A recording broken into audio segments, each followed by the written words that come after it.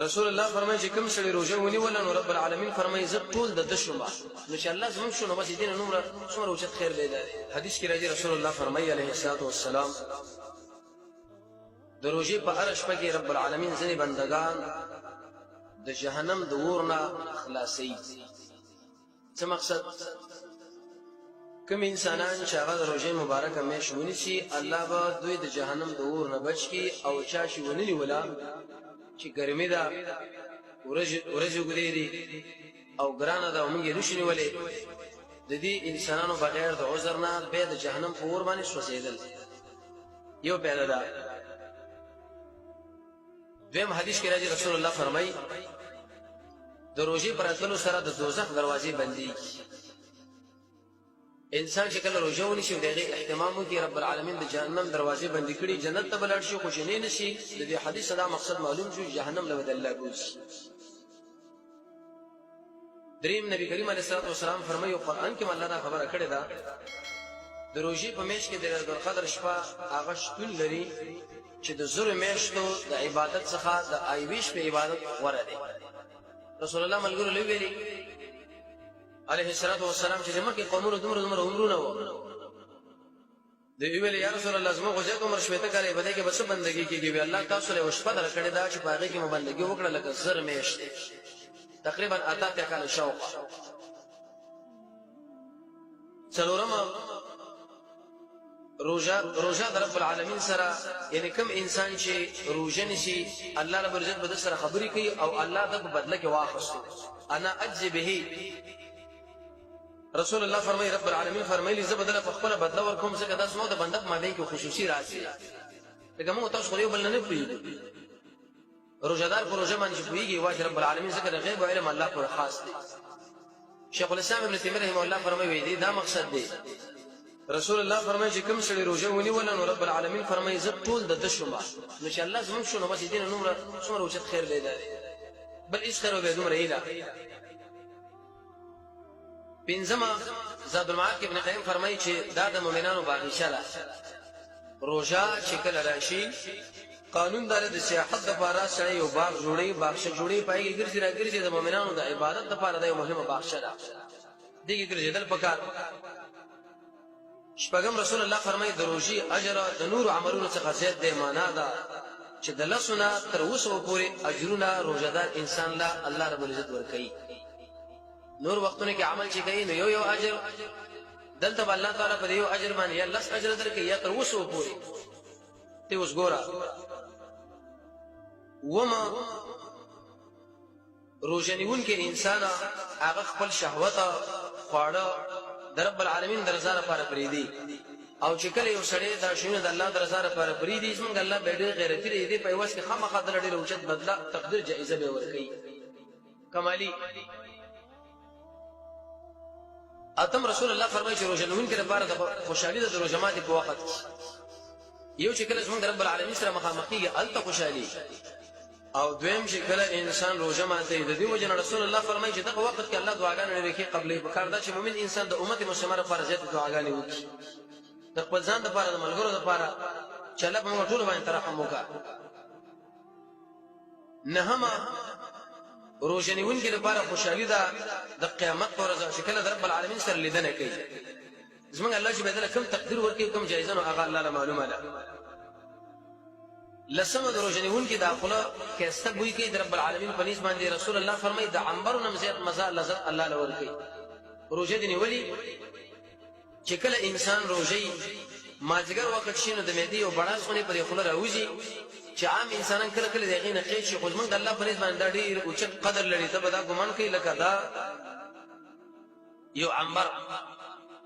یو لسم روزنیون کې د خلی خوشبوئی رب العالمین په وړاندې د مشک او د دې خوشبوئی نه هم ډېره ده دولسم روزه د ګناهونو د پاره ډال د معنا انسان په بچکیږي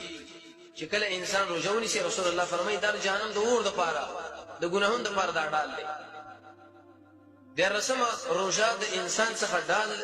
د شیطان څخه ډال دی د انسان د پاره په میدان د جنگ کې چې کله انسان ډګر لکته شي د دشمن د مرمیو له چې ځان بچکینو هغه به ډالونو باندې ابلیس موږ سره دشمن دی دنه بچکیدل چې کیږي هغه صرف اوسه به روزه څوارلسم روزه به باطل څخه ډال دی یو سړی د سر سره بې ځایه بحثونه کوي جګړې کوي رسول الله فرمایي ته ورته ووایه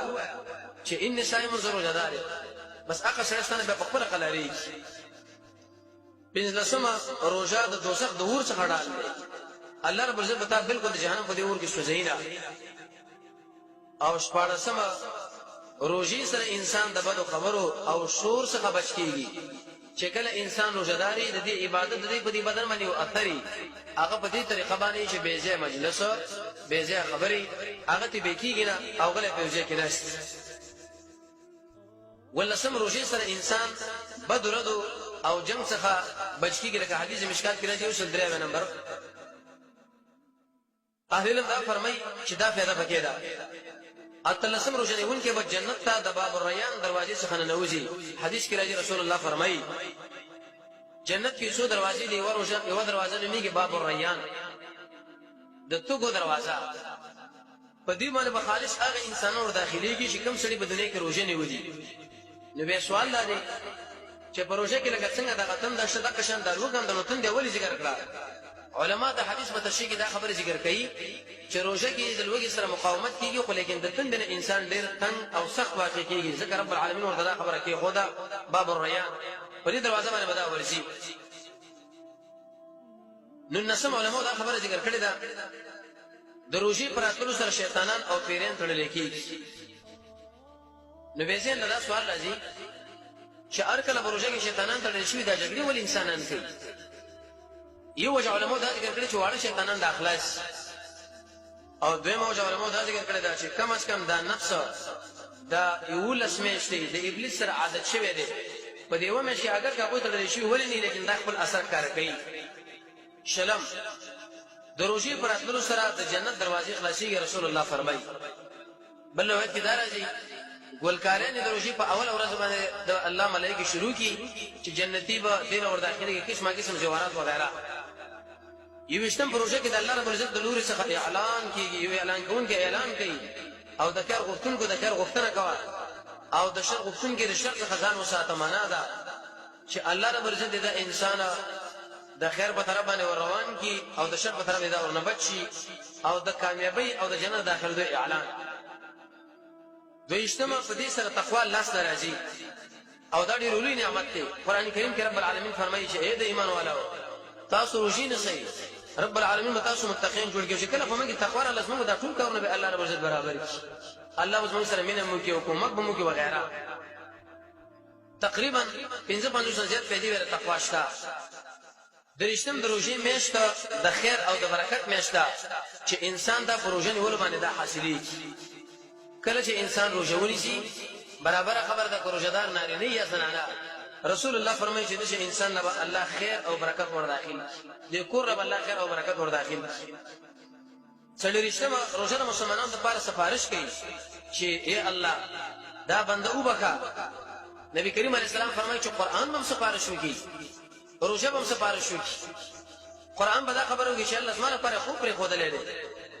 روژه به دا خبرو کې چې الله زمانه پر خوراک او شاک پر خودلې او محمد رسول الله فرمایي چې دوړ سفارش به الله قبلې دا چې کله انسان مرشي به د عبادت معلومات سره لګيږي وسنا پنځشتم رسول الله فرمایي یعنی هر هغه انسان چې روژه ونیسي د ایمان د قبله او د ثواب د غوښتلو له قبله نو مخکې چې څومره ګناهونه د بخاری او مشکات کې حدیث دی رب العالمین ورته دا ټول ګناهونه معاف کړي روژه دی ونی ولا په دین باندې چې داس مال ایمان تقاضا ده روژه دی ونی ولا په دین باندې چې رب العالمین مال په دې باندې اجر راکړي ثواب راکړي رسول الله فرمایي چې مخکې د څومره ګناهونه کړي دا ټول ګناهونه به تعالی رب العالمین معاف کړي دا یو سیزن دی قسم په الله چې رب العالمین باندې نعمتونه کې لوی اساسي نعمت ورته روژه ده صرف موږ تاسو له اسباب برابرۍ چې اوس په کومه طریقه باندې د انسانان زما په جنت ته ور داخل کړم دله واه واه او مرحبا پکار دی شپږشتم روژه د انسان لپاره مضبوطه قلعه ده معنا دا چې کله ته د یو چا د خوانه راخستلې شوی او هغه سره وجل اراده وکي او یو مضبوطه قلعه کې دنه شو دا غټ ټوپونه او دروازې ور واښوي نو به که ارش مر زورونه دا کینو اسی بار بغیر سره ګرځي ته په امن کې روژه چې مونږ ونی ولا د نفس نه ابلیس نه د هر قسمه دشمن نه رب العالمین په امان کې